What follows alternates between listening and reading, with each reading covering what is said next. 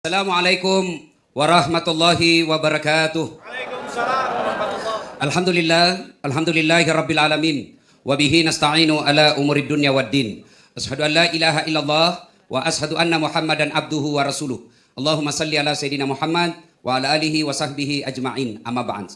Ma'asyiral muslimin muslimat, Bapak Ibu saudara-saudara sekalian, teristimewa yang kita hormati, Bapak Wakil Gubernur Provinsi Kalimantan Timur, Bapak Haji Adi Dharma beserta istri, kemudian spesial pengantin kita malam ini, pengantin baru. Sesungguhnya ceramah yang paling saya tidak senang adalah nasihat perkawinan. Kenapa? Karena setiap saya lihat pengantin baru, saya selalu mau pengantin baru. Dan kami muliakan juga Bapak Dr. Andes, Bapak Haji Farid Wajdi, yang insya Allah dimuliakan dan dirahmati oleh Allah Subhanahu Wa Taala. Kita to the point saja ini, nasihat pernikahan, bukan nasihat dasar latif, tapi nasihatnya agama buat Dina dengan Dedi. Pertama, menikah luruskan niat. Ini dulu yang pertama. Biasanya anak muda menikah itu membayangkan tempat tidur. Kalau tempat tidur yang kau bayangkan menikah, maka siap-siap kau kecewa. Kenapa? Tidak lama enaknya itu. Mana buktinya? Selesai menikah cuma dibilang bulan madu, tidak dibilang tahun madu. Pendek saja. Maka ketika niatmu salah, maka kau tidak akan mendapat kebahagiaan sampai akhir pernikahanmu. Kata Nabi, nikahilah seseorang karena 4 hal. 1, karena kecantikannya. Nah, ini yang jomblo-jomblo fisabilillah. Ya? Nikahi seseorang karena kecantikannya. Kenapa penting? Ini kecantikan penting sebab apa? Dia hampir 24 jam di depan kita. Baru bangun, ada lagi di depan kita. Selesai makan, dia lagi di depan kita. Pulang kantor, ada lagi di depan kita. Mau tidur, dia lagi. Jadi kalau jelek, pasti cepat ganti casing. Cantik penting, tapi adik-adik sekalian, jangan kau jadikan prioritas. Kenapa? Cantik ada batasnya. Apalagi zaman sekarang, yang kau percaya itu foto. Ada 360 bos. Oh, cantiknya mukanya putih, lehernya hitam. Bisa diedit. Maka banyak kasus-kasus kita baca di medsos. Waktu pacarannya di medsos, cantik-cantik, cakep-cakep fotonya. Begitu ketemuan, hancur mukanya. Maka jangan percaya. Penting cantik, tapi tidak boleh prioritas. Kenapa? Cantik ada batasnya. Sekarang Dina, Dedi, ya cantik dan masih mulus-mulus. Tapi usiamu nanti 71 tahun, berhenti kau cantik. Yang kedua, kata Nabi, nikahilah dia karena keturunannya. Penting ini lihat keturunannya, tapi tidak boleh menjadi prioritas. Kenapa? Ada orang bapaknya Nabi, anaknya pengkhianat. Nuh alaihissalam. Ada orang bapaknya pengkhianat, anaknya jadi Nabi, Ibrahim alaihissalam. Jadi keturunan penting perhitungan, tapi tidak boleh menjadi prioritas. Yang ketiga kata Nabi, nikahilah dia karena kekayaannya. Penting kita cari duit, orang-orang kaya, tapi tidak boleh menjadi prioritas. Kenapa? Bapaknya kaya, belum tentu bisa diturunkan kepada anaknya. Maka lelaki yang baik, dia berdiri dengan kakinya, dengan kepala tegak, tidak mengharapkan bantuan mertua. Karena kalau kau selalu hidup di tangan mertuamu, maka kau tidak bisa mandiri. Ya. Yang keempat, kata Nabi, nikahilah dia karena agamanya. Mahasiswa saya di Unhas bilang, kenapa agama nomor 4 Ustaz? Mestinya nomor 1. Jangan salah, agama nomor 4 tapi tidak titik di situ, koma. Kata Nabi, utamakan agamanya karena dengan agama kau dapat 4-4-nya. Mencari perempuan atau laki-laki yang cakep, yang cantik, anak orang kaya, keturunan baik-baik, agamanya bagus, hafal Quran. 100 perempuan belum tentu ada 1. Ada cantik mukanya, hancur akhlaknya. Ada lagi bagus mukanya, bapaknya lagi baik-baik, anaknya lagi hancur mukanya. Ada barangkali bagus agamanya, tapi miskin lagi. Maka mencari keempat-empatnya, dialah cantik, keturunan baik-baik, agamanya bagus. Kalau ada di Samarinda, tunjukkan saya juga masih mau. Maka kata Nabi, utamakan agamanya. Dia miskin, tapi akhlaknya baik, maka dia memperkaya dirinya dengan akhlak. Dia jelek rupanya, tapi tutur katanya lembut. Perhatiannya baik, maka itu tertutupi jeleknya mukanya dengan kemuliaan akhlaknya. Yang paling sial, sudah miskin, jelek mukanya, keturunan hancur. Besuk lagi mukanya, astagfirullah. Tentu tidak seperti itu. Nah ini ya, luruskan niat. Yang kedua, nasihat buat kita, semua ini. Setelah menikah, jangan kau pikir tidak ada masalah. Ini setelah menikah baru kau dapat masalah yang sebenarnya. Waktu masih pacaran semua indah-indah, semua enak-enak. Hati-hati sayang, ada batu di depanmu. Hati-hati sayang. Itu waktu kau pacaran. Mau tidur, kirim bunga-bunga. Melalui apa? WhatsApp. Salam sayang selalu. Nah itu waktu pacaran. Sekali sudah tidur ngantuk di sikutnya kau. Jatuh stimun, dia bilang, di mana kau simpan matamu dong? Nah itu. Maka akan muncul semua aslinya. Maka ibu bapak saudara-saudara sekalian, persiapkan mentalmu untuk menghadapi masalah. Demi Allah, tidak ada rumah tangga yang tidak ada masalahnya. Bohong itu kalau ada yang bilang tidak ada masalahnya. Ustadz, ada juga masalahnya. Bohong itu kalau ada yang bilang Ustadz tidak ada masalahnya. Jangankan Ustadz, Nabi saja ada masalahnya. Beliau bukan dibully dalam rumah tangga, diusir dari kampungnya. Siapa yang usir? Pamannya sendiri, Abu Lahab. Status ekonomi, beliau pernah dalam sejarah 3 hari 3 malam tidak makan. Itu Nabi. Apalagi kita, manusia di zaman. Ada yang bilang sama saya, Ustadz, bahagianya rumah tangganya itu. Kenapa kau tahu? Dia bilang, itu foto-fotonya di Facebook. Romantisnya, sini kau dulu. Dongo itu kalau foto bertengkar, share di Facebooknya. Pasti yang romantis-romantis. Saya diprotes sama temanku. Ustadz, kenapa itu di dompetmu tidak pernah ada fotonya istrimu? Facebookmu tidak ada fotonya istrimu? WhatsAppmu tidak pernah dilihat foto-fotonya? Saya bilang, untuk apa? Nah, saya sudah hafal mukanya istriku. Hanya orang yang tidak hafal mukanya istrinya, itu yang selalu bawa fotonya. Jadi ibu-ibu kalau selalu disimpan foto di wallpapernya suamimu, hati-hati. Barangkali dia lupa mukamu itu. Nah, ya, akan ada masalah. Maka ketika ada masalah, tidak ada pilihan lain. Allah cuma minta 2 resep. Dedi, Dina, 2 resep ketika ada masalah. Ista'inu bis sabri wassalah. Sabar kok, perbaiki salatmu, saya yang selesaikan masalah rumah tanggamu. Itu. Ya. Coba lihat yang namanya rumah tangga. Dedi, apa dulu masalahnya sebelum menikahi Dina? Mau diterima lamaran. Sudah terima lamaran, selesai masalah? Tidak, baru ngurus pengantin. Kalau orang Bugis, terima lamaran. Sudah terima lamaran, uang panaiknya. Uang panai, sudah bayar uang panai, selesai masalah, menentukan lagi gedung. Sudah menikah, selesai masalah, tidak. Apalagi mau punya rumah sendiri. Punya rumah sendiri, selesai masalahnya, tidak. Mau punya anak. Sudah punya anak, selesai masalahnya, tidak. Mau 2 pasang, 1 laki-laki, 1 perempuan. Sudah punya anak, mau lagi punya mobil. Dan seterusnya, begitu punya semuanya, langsung jelek lagi nilai istrinya. Itulah manusia, tidak pernah lepas dari masalah. Maka Allah cuma minta, perbaiki sholatmu, tingkatkan kesabaranmu, saya selesaikan masalahmu. Jadi adik Dina, Dedi, ada masalahmu, jangan kau curhat di Facebook. Sekarang perempuan akhir zaman ada masalahnya langsung update status. Teganian kau. Tidak kusangka kau begitu. Pret. Kenapa berdoa di Facebook? Sibuknya itu Tuhan mau baca Facebookmu. Ya ketawa anak muda, serius ini. Kau berdoa di atas sajadah. Saya berdoa Ustaz, tapi kau tidak sholat. Tidak bakal sampai itu doamu. Bagaimana itu sabar? Apakah sabar seorang istri? Dia lagi duduk-duduk. Bersikir, sholat, langsung ditempelin sama suaminya. Pak! Nah bilang istrinya, saya sabar bang. Bukan sabar itu, beleng-beleng. Tahu beleng-beleng? Dongo. Tahu dongo? Beleng-beleng. Ya. Lalu bagaimana itu sabar? Yuk belajar dari Nabi Ayub alaihissalam. Itu Ayub alaihissalam, manusia yang digelari oleh Allah dengan manusia yang sabar. Kaya, bangkrut, datang iblis. Ayub, sudah mau kesembah Tuhanmu. Dah kasih kaya, kau sekarang nak kasih bangkrut kok. Apa kata Ayub alaihissalam? Alhamdulillah sempat kaya, banyaknya orang dari lahir sampai mati miskin. Sudah itu masih dipuji Allah. Setan berkata tidak, dia begitu karena ada anaknya. Digodanya lagi, tes, meninggal anaknya. Datang lagi iblis, sudah mau kau sembah Tuhanmu. Diambil hartamu, sekarang diambil anakmu. Apa kata Ayub alaihissalam? Alhamdulillah saya sempat punya anak. Banyaknya orang dari menikah sampai meninggal tidak punya anak. Langsung dia bilang mahasiswaku, saya juga Ustaz, sudah hampir sarjana tidak ada anakku. Karena ada istrimu dong. Ada lebih parah, tidak ada suaminya, ada anaknya. Lebih hancur. Ayub alaihissalam lalu ditesnya lagi. Apa? Sakit. Seluruh badannya dimakan ulat. Tapi Ayub alaihissalam berkata, Alhamdulillah saya sempat sehat. 81 tahun saya sehat. Baru saya 16 tahun sakit. Masa saya mengeluh kepada Allah. Ini rahasia buat bapak ibu. Nih, biasa orang tidak sabar menghadapi musibah rumah tangga. Ya, 60 tahun berkeluarga. Tiba-tiba ada cobaan. Baru 2 bulan kena cobaan. Dia dilupakan 60 tahun bahagia dengan suami atau istrinya. Ayub alaihissalam 81 tahun sehat. 16 tahun sakit. Istrinya berkata, bang, kau berdoa bang. Saya malu berdoa kepada Allah. 81 tahun saya sehat. Baru 16 tahun saya sakit. Saya bersabar. Ditinggal lagi oleh istrinya. Ayub alaihissalam tetap bersabar. Kalau kau terapkan ilmu sabar dalam rumah tangga, tidak ada masalah.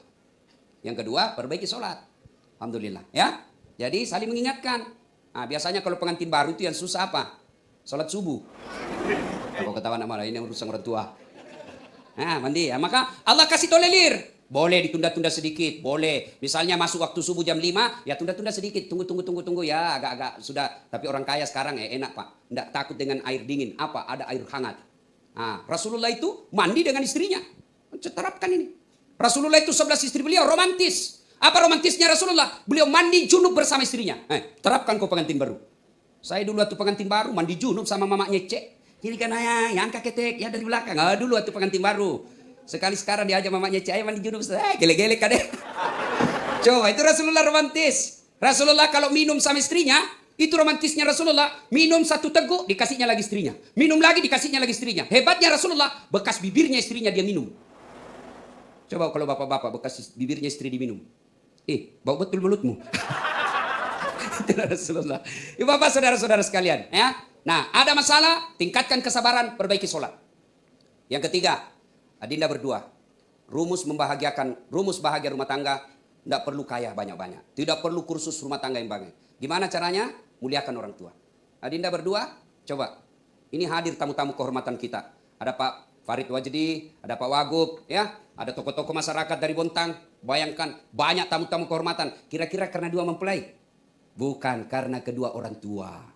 Karenanya muliakan orang tuamu, insya Allah kau akan bahagia. Selesai menikah ini, besok atau malam ini masuk kamar bikin kau komitmen. Saya selesai menikah dulu, komitmen pertama sama istriku saya bilang begini. Kau boleh marah sama saya, kau boleh maki-maki saya. Ada duit kau habisi itu rezekimu. Tapi kau mau marah sama saya silakan, mau lempar kepalaku silakan, yang penting tidak dikena. Satu yang tidak boleh ya, saya tidak mau kau dengar, saya dengar telingaku kau hina orang tuaku.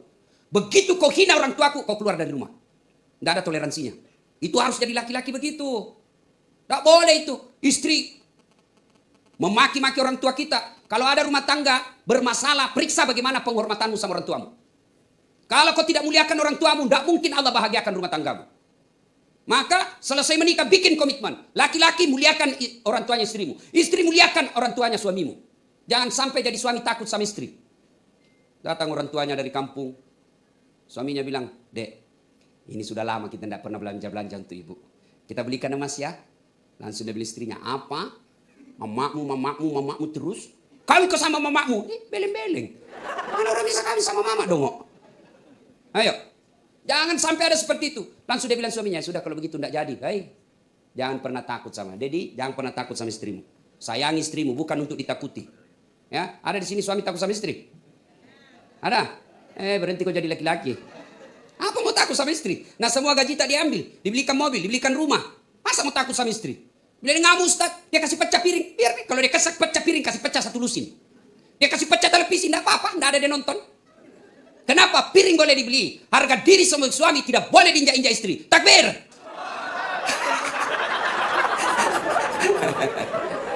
Yuk, jangan pernah mengkhianati orang tuamu. Itu rumus deh. Ya, Dedi, Novi, perbaiki hubungan sama orang tua. Datang Pak Adi, Dedi yang datang menyambut. Datang orang tuanya Dedi, Novi yang datang menyambut. Insya Allah. Datang orang tua, Dek, ini ada duit untuk Bapak. Enggak, Allah tidak lihat duit yang kau kasih. Yang Allah lihat niatmu membahagiakan orang tuamu. Mau 10.000, mau 1 juta, Allah tidak lihat nilainya. Yang Allah lihat niatmu membahagiakan orang tuamu. Sehingga apa? Allah membukakan pintu kebahagiaan rumah tangga. Ada keputusan kau mau ambil, jangan ambil tanpa ridha orang tua. Saya tidak butuh ilmunya, saya sudah cerdas, lebih tinggi sekolahku daripada ibuku. Allah tidak mau melihat otaknya kita. Yang Allah ingin lihat bagaimana caramu memuliakan orang tua. Pak, ini ada tanah saya mau beli. Menurut ibu bapak bagaimana pendapatnya? Minta pendapatnya supaya orang tua merasa, oh anak saya masih memuliakan saya. Tiba-tiba beli tanah, Pak ada beli tanah. Pasti orang tua tidak keberatan. Tapi paling dia bilang, oh anakku dia sudah tidak hargai saya. Tak ada lagi tanya-tanya, hilang berkahnya rumah tangga. Birrul walidain. Imma yabluganna indakal kibra ahaduhuma aw kilahuma fala taqul lahumā uff wa la tanharhumā wa qul lahumā qawlan karīmā. Kedua orang tuamu dalam pemeliharaanmu, maka berbuat baik, jangan kau berkata besok-besok Pak Adi kalau sudah jadi tua, Ibu Ira sudah tua-tua, sudah mulai sakit-sakit encok, tinggal sama anak. Disitulah ujian buat orang tua. Dan ujian buat anak. Kalau kau mau rumusmu bahagia rumah tanggamu, muliakan orang tua. Insya Allah kau akan dapat kemuliaan dalam hidup. Ibu bapak, saudara-saudara sekalian. Ini khusus. Jangan sampai menghina istri. Ini saya kasihan, saya di medsos saya itu dalam 24 jam pasti ada yang curhat masalah perceraian. Pasti. Ya. Nah ada yang curhat, Ustadz, saya lagi kanker. Ini ibu kasihan, saya lagi kanker Ustadz. Suami saya bawa perempuan ke rumah, saya meminta cerai, ada anakku, saya mau bertahan. Memicu kanker saya karena stres itu memicu semakin beratnya kanker. Dengar deh ya pengantin baru. Tidak ada kemuliaan seorang lelaki yang menghina istrinya. Saya Ustadz merantau dari Sulawesi ke Balikpapan bekerja. Sudah hampir 10 tahun tidak bisa beli rumah. Lihat istrimu. Kalau kau hina istrimu tidak bakal bahagia rumah tanggamu. Coba Dedi tadi waktu menikah. Apa yang kau ucapkan? Saya terima nikahnya Novita binti dengan mahar sekian lillahi ta'ala. Siapa yang kita jadikan jaminan? Bukan gubernur. Siapa yang kita jadikan jaminan? Bukan Kapolres. Siapa yang kita jadikan jaminan? Allah Subhanahu wa taala. Allah yang kita jadikan jaminan. Para pengusaha kan tahu, kalau ngambil kredit di bank pasti ada jaminannya. Kalau kita berkhianat terhadap bank itu jaminan ditarik. Allah yang kita jadi jaminan ketika kita hianati istri kita, maka Allah cabut keberkahannya dalam rumah tanggamu.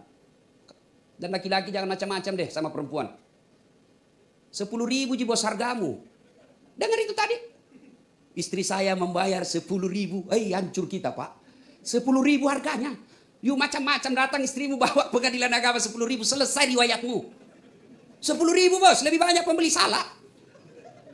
Apa yang kita mau sombongkan ya? Muliakan istri, hargai orang tua, insya Allah bahagia rumah tanggamu.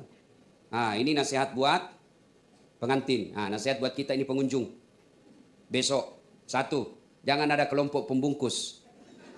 Columbus. Kelompok ibu-ibu pembungkus. Ada itu. Pura-pura datang membantu. Hati-hati, sekarang ada CCTV. Ada memang itu dia bawa itu kantong plastik di tas-tasnya. Kalau sudah hitan itu, kalak.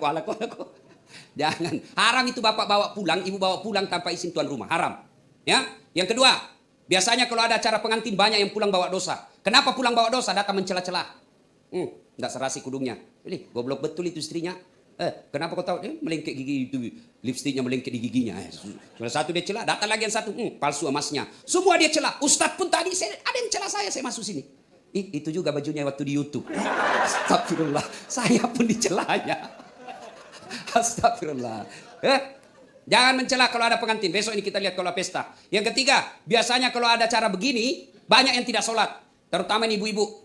Bagaimana cara pengantinnya orang mau berkah, undangannya 1.000 orang, lebih banyak tidak sholat daripada yang sholat.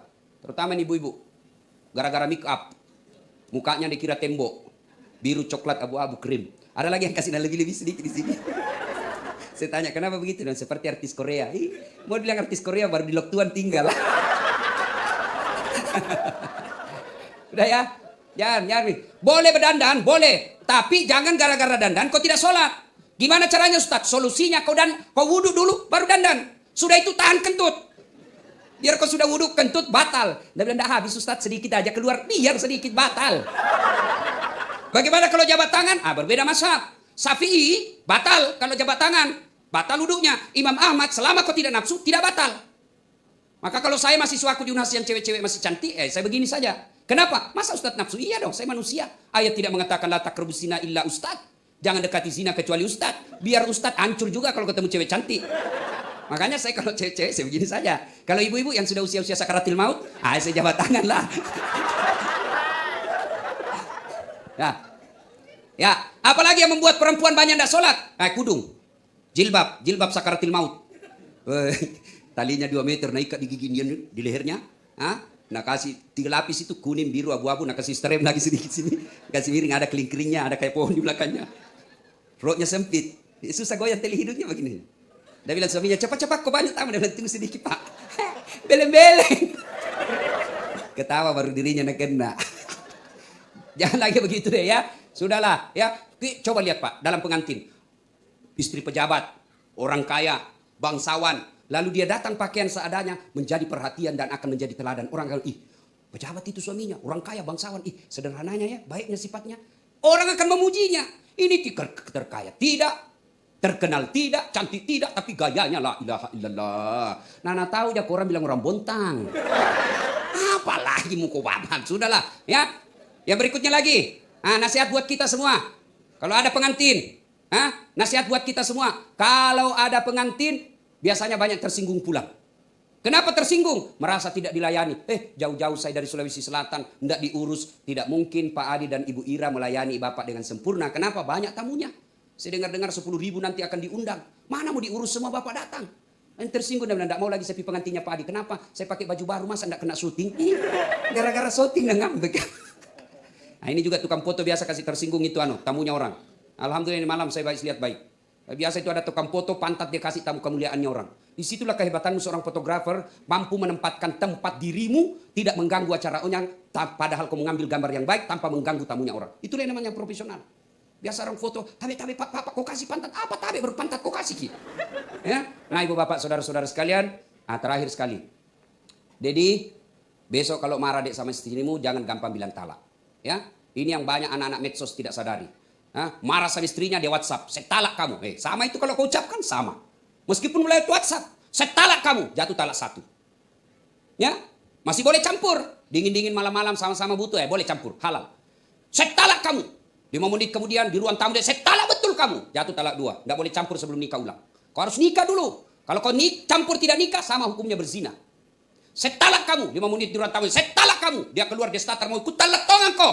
Jatuh talak 3. Tidak boleh campur kecuali dia cerai dulu dengan perempuan laki-laki. Kita ceraikan perempuan itu, lalu dia menunggu 3 bulan, lalu nikah dengan laki-laki lain, dicerai lagi laki-laki lain itu, lalu kita menunggu 3 kali haid, baru kita nikah lagi.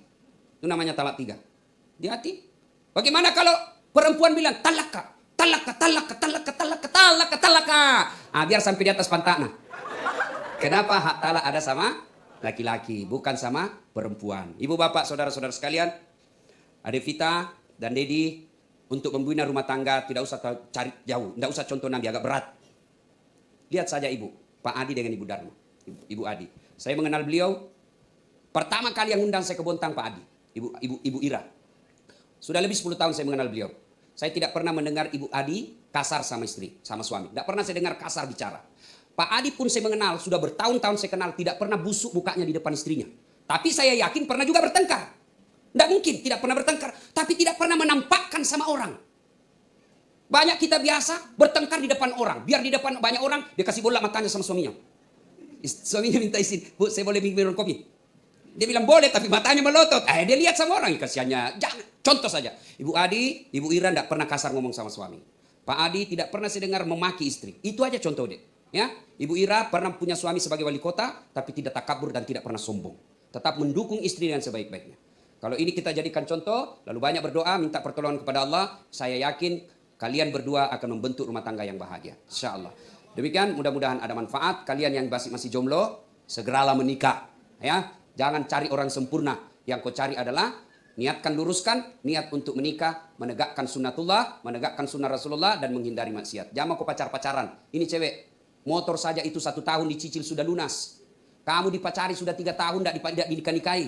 Ya, segera minta. Kalau dia tidak mau ambil keputusan, kau tidak mau, oke, saya cari laki-laki lain. Jangan salahkan kalau ada laki-laki yang melamar dan bapakku terima. Jangan lama mau dipacar-pacari. Itu laki-laki ketika sudah diminta melamar sudah menghilang. Itu salah satu ciri laki-laki tersebut tidak serius. Terima kasih, lebih dan kurangnya mohon dimaafkan. Nun wal kalami misrun billahi fisabilil haq. Assalamualaikum warahmatullahi wabarakatuh.